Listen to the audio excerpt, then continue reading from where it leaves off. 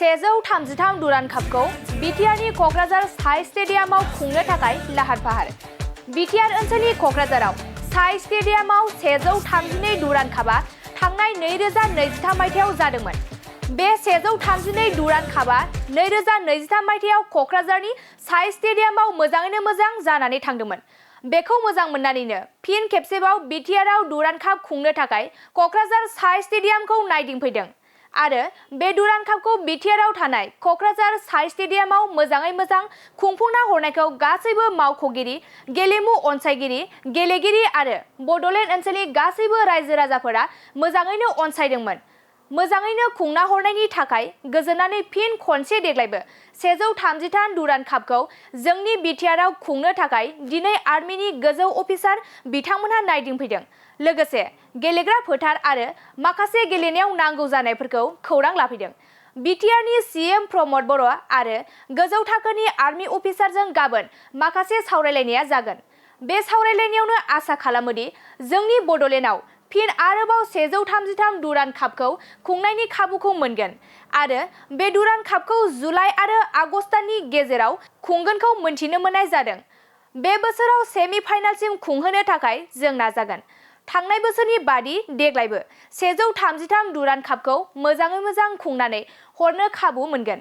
खौरांगिरिनि सिगाङाव बेफोर बाथ्राखौ बुंदों दावबायसा बर' बिथाङा। क'क्राझाराव 132 दुरान्ड कापआ 2023 मायथाइयाव जानानै थांबाय आरो जोबोद मोजाङैनो जादों। जोंनि गासैबो मावख'गिरि, गेलेमु अनसायगिरि, गेलेगिरि आरो जोंनि बड'लेण्ड ओनसोलनि गासैबो रायजो राजाफ्रा मोजाङैनो अनसायदों बे 132 दुरान्ड कापखौ आरो बे मोजाङै खुंना हरनायनि थाखाय फिन खनसे देग्लायबो 133 दुरान्ड कापखौ जोंनि बिटिआरआव खुंनो थाखाय दिनै आर्मिनि गोजौ अफिसार जायखौ जोङो ब्रिगेडियार होननानै बुङो बिथाङा नायथिंफैदों जोंनि गेलेग्रा फोथार आरो माखासे जोंनि जिखिनि गेलेनायखौ खुंनायाव माखासे खाबुफोर नांगौ बेखौ बिथाङा नायथिंदों। दा जों आसा खालामदों बे 133 दुरान्ड कापखौबो जोङो मोजाङैनो खुंनानै हरनायनि जे खाबु बेखौ मोनगोन आरो बिनि थाखाय जोङो गाबोन बिटिआरनि मानगोनां चिफ प्रमद बर' बिथांजों आरो आर्मिनि गोजौ सारिनि अफिसारजों मोनसे सावरायनाय दङ आरो बे सावरायनायावनो आसा खालामदों जोंनि क'क्राझाराव एबा बड'लेण्डआव 133 दुरान्ड कापखौ खुंनायनि जि खाबु बे खाबुखौ जोङो मोनगोन आरो बेवहाय फाइनाल जागोन। जुलाइ दाननि 26 खालारनिफ्राय दुरान्ड कापखौ खुंनायनि मोनसे प्रग्राम एबा केलेन्डारखौ होदों होननानै जोङो मोनथिदों। दा बे हिसाबै जुलाइ आगस्तनि गेजेराव जोंनि बे क'क्राझाराव बे दुरान्ड कापआ जागोन। दा बेखायनो जोङो एबाराव सेमि फाइनालसिम गेलेनायखौ खुंहोनो थाखाय जोङो नाजागोन। जोंनि माखासे मावनो गोनांफोरखौ जोङो गाबोननि उनाव थांखिया फाइनाल जायोबा बा फाइनाल जायोबा खालामफुंनाया गाबोननि उनावनो जोंनो जेसेबांखिनि नांगौ जानाय फोथार फोसाबनायानो होन बा माखासे इनफ्रास्ट्राक्चार जों बानायनो गोनां बेखौ जों गाबोननि उनावनो जोङो जागायगोन। थांनाय बोसोराव जे खुंफुंजानाय दुरान्ड कापआव जे गोबां बेले-बेजेखौ नुनो मोनो टिकेटनि बेले-बेजे नायगिरिफोरनि जे थोजासे जायगा नङै बेफोर जेंनाया नुजाथिदोंमोन देग्लाय बेबायदि गोजौ सारिनि गेलेनाय मोनसे हादोर नाङा माने माहारि नाङारि बा इन्टारनेसनेल लेभेलनि जि गेलेनाय बे जोंनि बिटिआर ओनसोलाव माब्लाबाबो जाफेराखैमोन आरो जोंहा खुंनायनिबो माखासे रोंगौथि गैयामोन। दा बेयावलाय फिसा फिसौ माखासे गोरोन्थिया जादों बिसेसकय टिकेटखौ लानानै।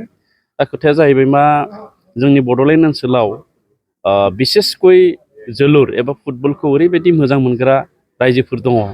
दा बिथांमोना लोब लोब फैनानै जोंनि बे गेलेग्रा फोथाराव नायनो थाखाय बिथांमोना फैयो। 15,000नि बांसिन जों बेहाय जिरायनानै नायनो हानायनि जोंहा स्टेडियामानो गैयामोन। नाथाय थांनाय बोसोराव जों बुंनांगोन 1.5 मासनि गेजेरावनो जोङो नैबे सायाव जि लहा एबा सोरनि जि पेभिलियन बेखौ जोङो बानायदों। दा बे बानायनानै जों नायनायनि खाबुखौ होनाय जादोंमोन। दा बेयाव टिकेट फाननायाव एसे जोंहा थालांदों जोंहा माखासे खामानि मावनांगौआ। दा बेखायनो एबाराव बेबायदि जाहाथे जाया बेनि थाखाय जोङो सिगाङावनो जों बेनि थाखाय थियारि जागोन। गुबुन बोसोरफ्राव जोंनि आसामनिफ्राय जि टिम बेयो सन्तोष ट्रफियाव क्वालिफायानो जायामोन फाइनाल राउन्डआव। नाथाय देग्लाय फाइनाल राउन्डआव क्वालिफाइ जानानै दायो जोङो जोंनि टिमा गेलेगासिनो दङ आरो देरहानानैबो दङ। दा मोजां मोनसे पइन्टआव जों आवगायगासिनो दङ। आं जोबोद गोजोननाय मोनदों। आसामनि टिमखौ आङो साबायखर जासिदों आरो बिथांमोननि जि गेलेनाय इयुननिफ्राव जाबावगोन बेखौ जाहाथे मोजाङै गेलेयो आरो देरहासार जानो हायो। जोंथ' मिजिंथिदों एबाराव फाइनाल गेलेनानै आसाम टिमा जाहाथे चेम्पियन जायो।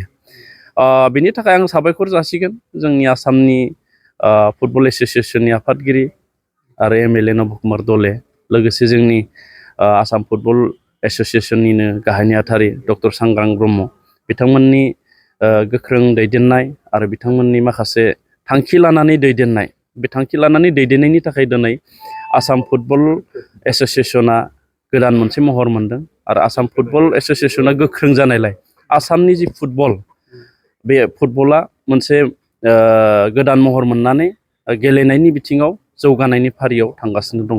आरो आं साबायखर जासिबावगोन थांनाय बोसोराव अल इन्डिया फुटबल फेडारेसननि सिङाव जेसेबांखिनि टुर्नामेन्टफ्रा जायो बे टुर्नामेन्टफोरखौ आसाम फुटबल एस'सियेसना खुंजोबदों आरो देग्लायबो खुंनो थाखाय थियारि जानानै दङ। क'क्राझार नोगोरनि R&B लामाजों थांनाय बागानसालि वार्ड नाम्बार 8आव रायजो राजाफोरनि गोग्गो देहा लाखिनो थाखाय सानजोरां इन्टारप्राइजआ गोदानै जेनेसा वेलनेस प्राइभेट लिमिटेड बेखेवदों। बे सानजोरां इन्टारप्राइज आयुर्वेदिक गलायाव मानसिनाव जानाय गेदेर गेदेर बेरामनि मुलिफोरखौ मोननो हागोन।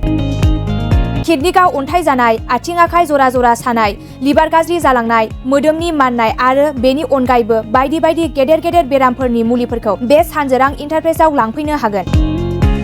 सानजोरां इन्टारप्राइजआव गासै बेरामनि मुलिफोरखौ हलसेल राङावनो लांनो हागोन। सानजोरां इन्टारप्राइज बिगोमाया फोरमायबावनाय बायदिब्ला नैबे 9954157149 जानबुं नाम्बारनि गेजेरजों नोंथांनि गोनांथि जानाय मुलिफोरखौ सुलाद लानो हागोन।